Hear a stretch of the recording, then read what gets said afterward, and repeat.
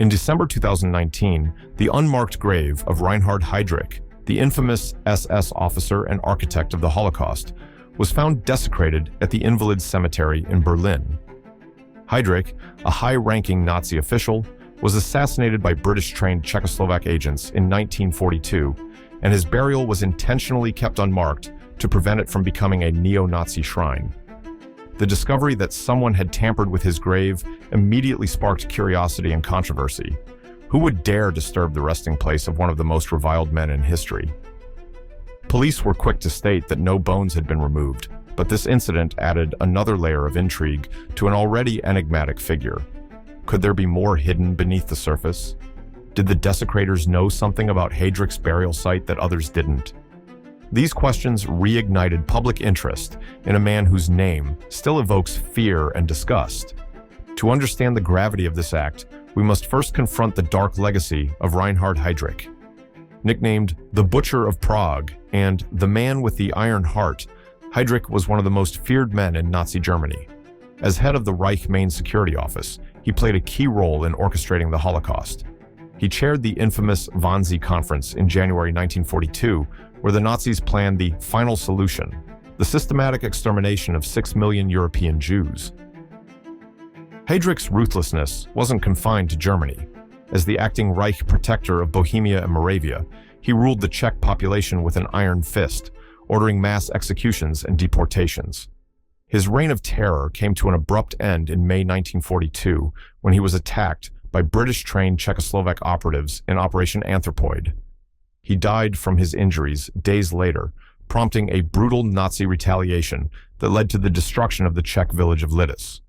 Every male over the age of 15 was executed, and the women and children were sent to concentration camps. As soon as news broke about the desecration of Heydrich's grave, rumors and conspiracy theories began to swirl. Could the perpetrators have been searching for Nazi treasures, or were they driven by ideological motives? Some speculated that Heydrich's burial site might contain hidden artifacts, possibly related to Nazi occult practices or stolen Jewish valuables. Others wondered if the grave robbers had targeted his remains in an attempt to erase his legacy completely. It's worth noting that Heydrich's grave wasn't marked, which only adds to the mystery. The Allied forces had ordered that no Nazi graves be marked to avoid creating martyrdom sites. Yet, despite this, the location of Heydrich's grave was no secret to historians and those with an interest in Nazi history. Was there something more sinister lurking beneath the surface? Something so valuable that someone was willing to risk violating one of the most notorious graves in history? Or was this an act of defilement, meant to erase Heydrich's memory in a symbolic gesture of defiance? The desecration of Heydrich's grave was not the first time that a Nazi grave had been targeted.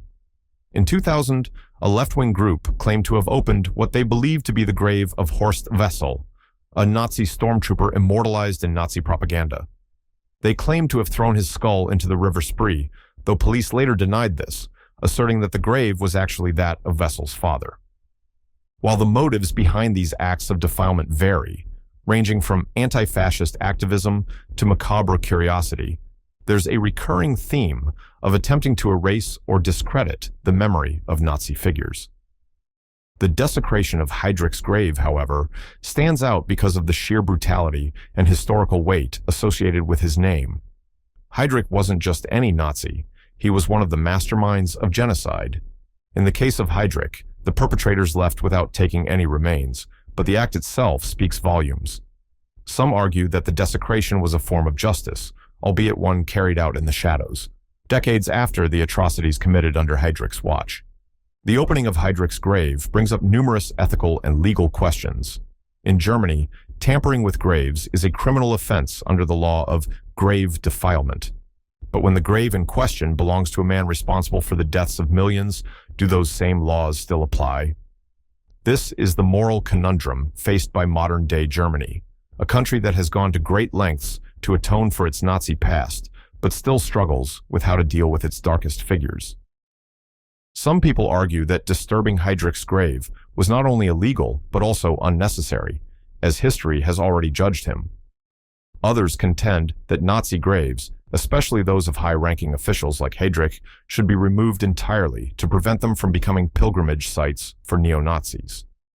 After all, even unmarked graves can attract far-right sympathizers, as seen in the case of Rudolf Hess, Hitler's deputy, whose grave was similarly exhumed and destroyed to stop it from becoming a shrine. This incident also raises questions about how far society should go in erasing the physical remnants of Nazi figures. Is it enough to leave their graves unmarked, or should their remains be scattered and obliterated, as was done with Hess?